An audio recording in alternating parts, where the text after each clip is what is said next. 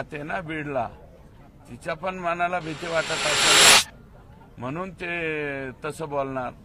तिच्याजवळ कोण आहे? आज ती एकटीच आहे. लेकरं बी तिच्याजवळ नाही आहेत, मुलं बाळ नाही आहेत तिच्याकडं.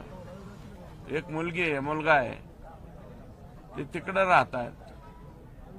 त्यांनी असं म्हटलं की त्यांनी जर तोंड उघडलं तर पंकजा मुंडेंचे मंत्री. हे आता तुम्ही करुणा मुंडेंनाच विचारा, त्यांच्याकडे काय काय दडलेलं आहे ते.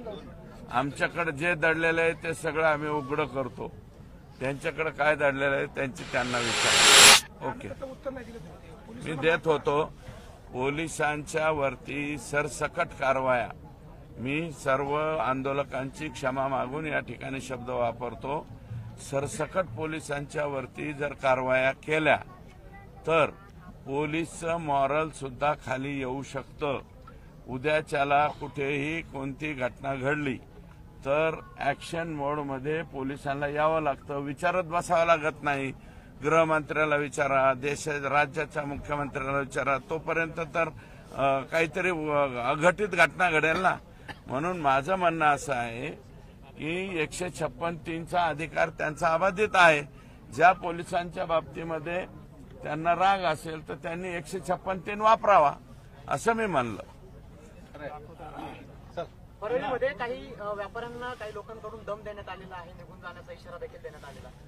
आतापर्यंत 500 लोकांनी, व्यापाऱ्यांनी घर सोडलं, गाव सोडले. 500 सांगत नाहीत लोक, बोलत नाहीत. 500 लोकांनी गाव सोडलेलं आहे.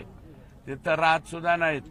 एक माफिया आहे का? राख माफिया, वाळू माफिया, रेल्वेचे हे चोर माफिया, गुंडागर्दी. अरे 82,000 पॉप्युलेशनच्या गावामध्ये तुम्ही 1,000-1,500 आहेत. 8-8 नगरसेवक तुमचेच. दादागिरी, दहशत. बाकीच्या लोकांना काही कोणाचं घराचं बांधकाम चाललं असलं त्याचं घर फाडून तिथं बांधकाम करता. असली दादागिरी चालू आहे तिथं. तुमचे मीडियाचे प्रतिनिधी पाठवा तिथं. पाठवल्यावर कळल.